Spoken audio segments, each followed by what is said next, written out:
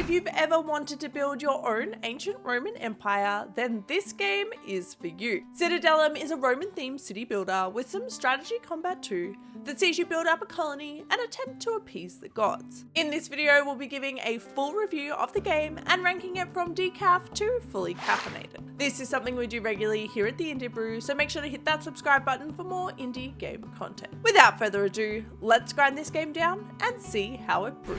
The campaign mode of Citadelum takes you on a journey throughout ancient Italy, seeing you navigate different scenarios whilst exploring different parts of the country. While the story provides the backdrop for the gameplay in terms of the map design, it's pretty hands-off during the actual levels themselves. What we do have instead is a rich world environment full of lore that includes a ton of cultural references to the settings and of course the gods themselves. The inclusion of the ancient gods is done in a way that adds to the world without being overbearing, with each god representing a different resource that fits with the gods' themes themselves. I particularly love the objects you can find at times when exploring the map and the lore that each has attached, and felt it really gave the game that little bit of extra intrigue. This is a game that isn't story heavy, but has one that sets up the missions and enriches the gameplay. So for story, I'm rating Citadelum as buzzed.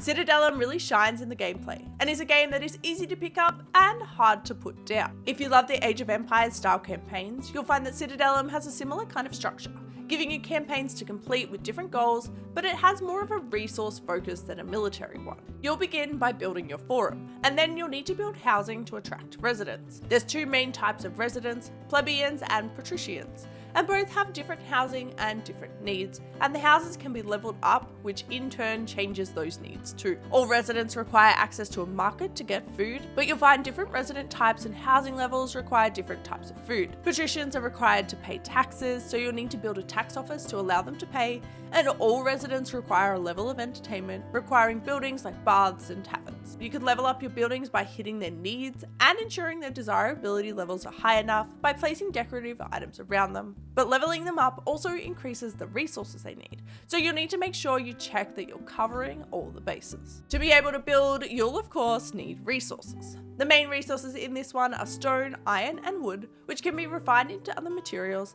and you'll also need to ensure you've got enough coin to build too. Water is vital to your city running smoothly, so you'll need to build reservoirs and connect them up to a water source by some pretty iconic looking aqueducts. Water is also needed by your fire stations, as fires will break out from time to time, and you'll need to ensure you've got firemen on standby to put them out. You'll also need to hire engineers to keep your buildings maintained, otherwise they will literally collapse. In terms of food, there's a range of different vegetables, fruit and grains you can grow. Wheat is one of the pillars to your city, allowing you to later bake bread, and grapes are needed to craft wine, which is needed to fuel your taverns. You'll also unlock livestock as you progress, which allows you to build pig, chicken and cow farms, as well as fishing docks. All resources need a way to be stored, so you'll need to build granaries and warehouses, which each have a range zone to be able to get the maximum production values from each farm or mining camp.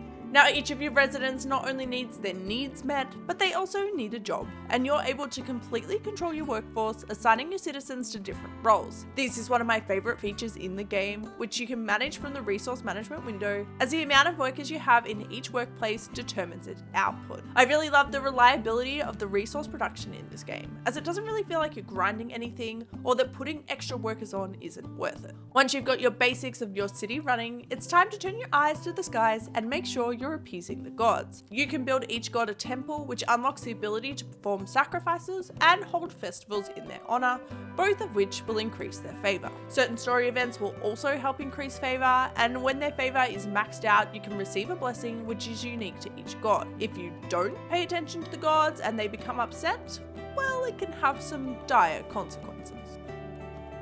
Outside of your city exists an entire world to explore, and you'll be able to send your explorer to discover new territories on the region map. Some of these territories will hold ancient relics, some will be empty, and in others you'll find cities or enemy armies. Discovering cities unlocks the ability to trade with them, which can be vital to keeping some money in your pocket, and it also allows you to purchase goods you may not be able to make yourself yet. To take on the enemy armies, you'll need to build your own forces, recruiting soldiers and training them up at the different training buildings. Once you've got enough men, you can deploy your legion and take to the battlefield. The battle combat in the game definitely leans more to the simple side, giving you the ability to arrange your forces and then send them out, with the rest being done in an auto-battler style. Generally, if you have more men, you're more likely to win, and winning will unlock that territory for you. You can also take on enemy attacks at your city itself, so you'll need to train guards and build guard posts throughout your city just in case. There's also some cool castle-style walls you can build to help keep enemies out and protect your citizens. Overall, Citadelum has a lot to love in terms of its gameplay. The game really feels well balanced and addresses a lot of the typical pain points you find in these types of games. The quick building time is incredible and really increases the pacing of the game, and it feels like what you build actually produces resources proportionately, so you don't need to be excessive in your building. It's not a game that feels like you really need to grind, and it feels like any action you take, you see the impact of pretty quickly, which is a really great feature in this type of game. They have nailed the balance and mechanics, so for gameplay, I'm rating Citadelum as fully caffeinated.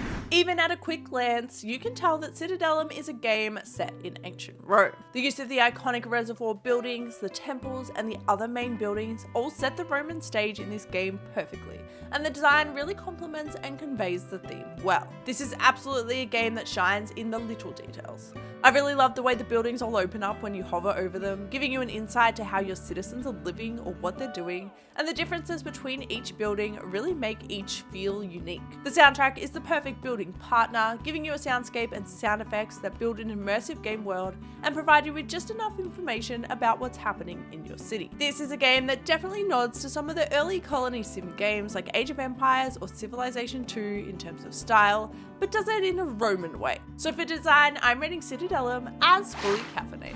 In terms of originality, the most unique thing about Citadelum is the ancient Roman theme. The use of the gods in the game and the blessings and curses they can inflict adds a touch of fantasy to the game and really transports you to a different time, and is implemented well as both a mechanic and in the aesthetic of the game. The use of the reservoirs and aqueducts in the game is something not seen in a ton of games like this, and it fits perfectly with the theming of the game while still having an actual function too, not just operating as a decorative item. It doesn't feel like there's anything overly innovative in the game, but it has been executed to a T, and the balancing feels unique because it functions so smoothly. It's definitely a game that stands out from other city builders. So for originality, I'm rating Citadelum as buzzed.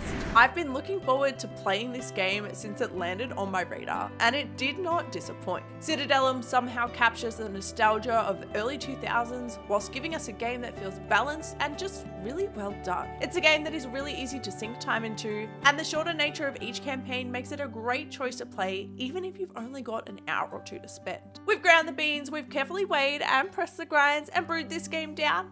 Now it's time for a taste test. Citadelum is buzzed. Citadelum is available on Steam now. You can find the link in the description below, and that's where we're going to wrap up this review video. If you're looking for more indie game recommendations, click here. And until next time, stay caffeinated.